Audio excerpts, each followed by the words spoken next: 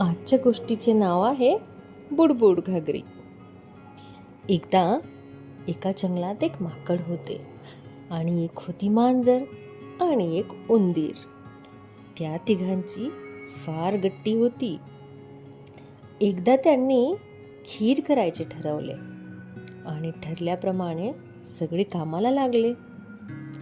माकडाने पातेले आणले, उंदराने रवा आणि साखर आणली, मांजराने दूध आणले. सगळ्यांनी मिळून लाकडे गोळा केली. मांजराने चूल पेटवली आणि छानपैकी खीर तयार झाली. माकड आणि उंदीर म्हणाले, म्हणे मावशी, तू खिरीची राखण कर, तोपर्यंत आम्ही नदीवर आंघोळ करून येतो.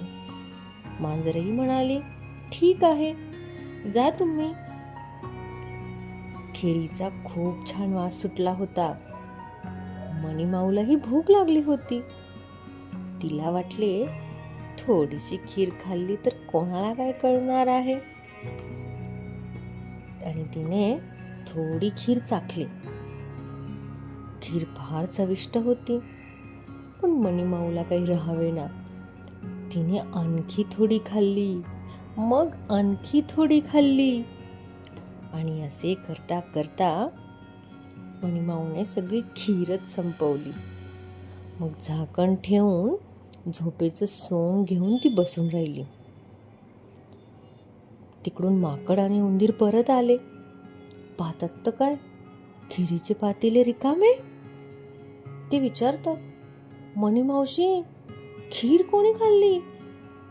मणिमाऊ म्हणाली, मी नाही बाई खीर खाल्ली, मी तर झोपले होते. माकडाला मात्र संशय आला. त्याने एक घागर आणली. आपण ही घागर नदीत उपडी ठेवू आणि आळीपाळीने ह्यावर बसू. माकड म्हणाले, मी खीर खाल्ली तर बुडबुड घागरी, पण घागर काही बुडाली नाही. मग उंदीर म्हणाला, मी खीर खाल्ली तर बुडबुड घागरी, घागर तरीही काही बुडाली नाही. मग मणिमाऊ भीत भीत घागरीवर बसली. तिचे पाय थरथर कापू लागले आणि तीही म्हणाली, मी खीर खाल्ली तर बुडबुड घागरी, घागर मात्र बुडू लागली आणि मणिमाऊ गटांगळा खाऊ लागली. ती ओरडली, मला वाचवा, मला वाचवा, मी परत असं खोटं बोलणार नाही. अशा प्रकारे मणिमाऊची खिरीची चोरी पकडली गेली. यावरून आपण काय शिकलो मित्रांनो? खोटं बोलण्याचा परिणाम नेहमी वाईटच होतो. त्यामुळे आपण नेहमीच खरे बोलावे.